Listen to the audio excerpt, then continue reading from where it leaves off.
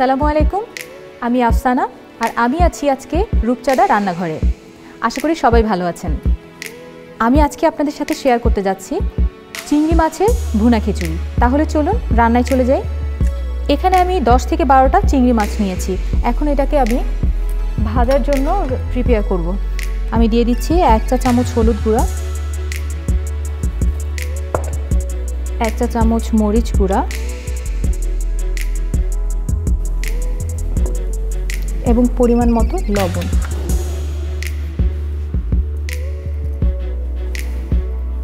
ভালোভাবে মাখিয়ে নিচ্ছি। এটা কিন্তু উল্টিয়ে পাল্টিয়ে ভালোভাবে মেখে নিতে হবে, না হলে দেখা যাবে মশলা এখানে লাগছে ওইখানে লাগছে না।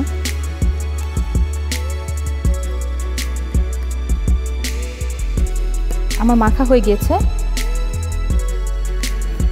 এখন আমি রূপচাঁদার সরিষার তেল ইউজ করব হাফ কাপ।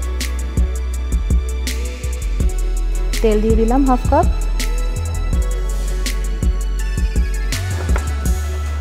চুলাটা অন করে ওয়েট করব তেলটা গরম হয়ে আসা পর্যন্ত। আমার তেলটা গরম হয়ে গিয়েছে। এখন আমি একে একে মাছগুলো দিয়ে দিচ্ছি।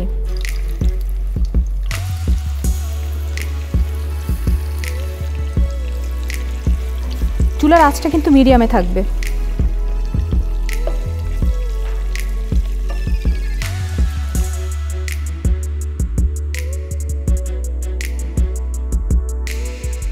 আমার চিংড়ি মাছ ভাজাটা হয়ে গিয়েছে, আমি এখন তুলে নিচ্ছি।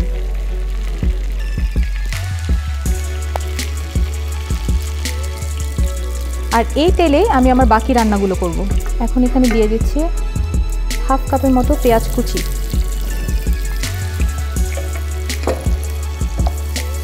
আমি পেঁয়াজটা হালকা ব্রাউন করে ভেজে নিব। এখন এখানে দিয়ে দিচ্ছি আমি 2টা তেজপাতা, দারচিনি, 2-3টা এলাচ, 2-3টা লং। ভালোভাবে আমি পেঁয়াজটার সাথে মিশিয়ে নেব এবং পেঁয়াজটা আমি ব্রাউন করে ভেজে নেব।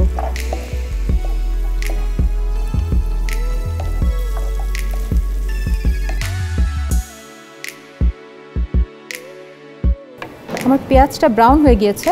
এখন আমি সামান্য পানি দিয়ে দিব যাতে করে পেঁয়াজটা পুড়ে না যায়।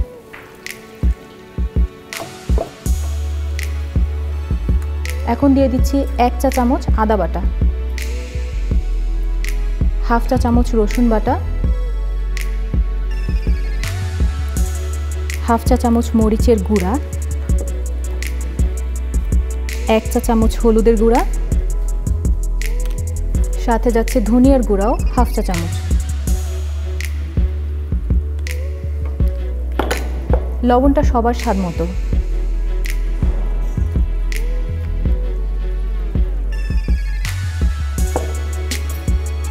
এখন মশলাটা ভালোভাবে কষিয়ে নেব।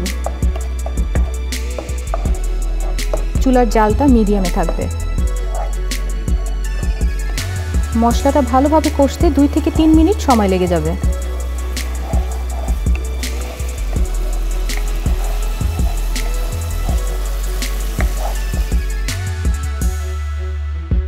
মশলা থেকে তেল উঠে গিয়েছে। এখন আমি দিয়ে দিচ্ছি রূপচাঁদার চিনি গুঁড়া চাল।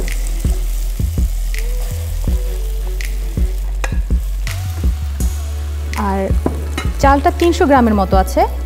আর এখানে দিচ্ছি মুগ ডাল, এটাও 300 গ্রাম। এটাকে আমি ভেজে তারপর ঘন্টাখানেকের মতো ভিজিয়ে রেখেছিলাম।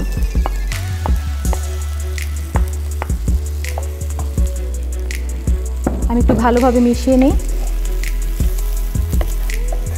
চুলার আঁচটা একটু লোতে থাকবে। একটু ভেজে নেব।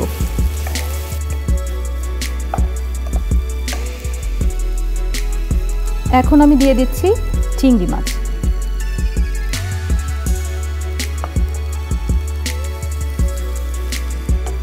এখন আমি চাল ডালের সাথে এই চিংড়িটা খুব ভালোভাবে 2 মিনিট একটু ভেজে নিই।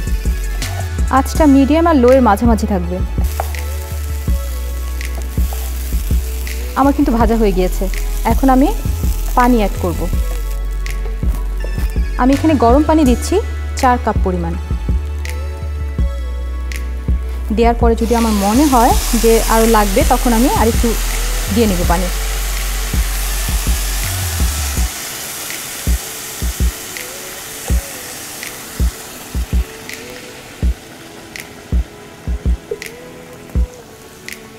ব্যাস,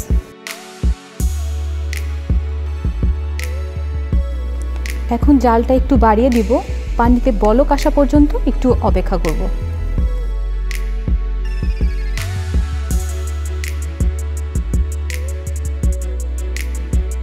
বলকটা চলে এসেছে আর পানিটাও বেশ কমে এসেছে।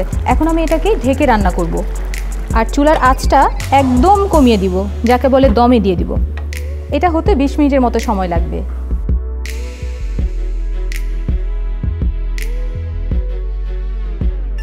পানিটা শুকিয়ে গিয়েছে। আমি 10 মিনিট পরে ঢাকনাটা খুলে এখন আমি চালগুলো একটু নেড়ে দিচ্ছি।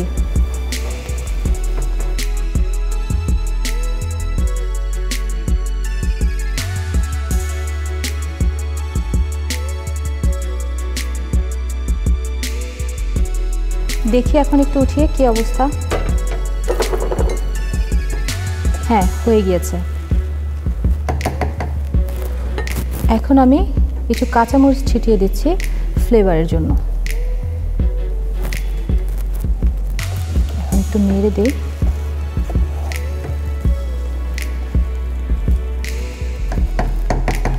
ব্যাস, হয়ে গেল। এখন আমি এটা ঢেকে রাখবো।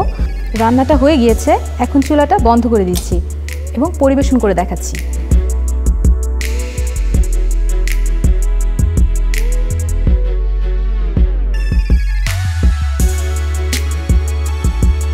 তৈরি হয়ে গেল চিংড়ি মাছের ভুনা খিচুড়ি। সবাই ভালো থাকবেন, সুস্থ থাকবেন। আল্লাহ হাফেজ।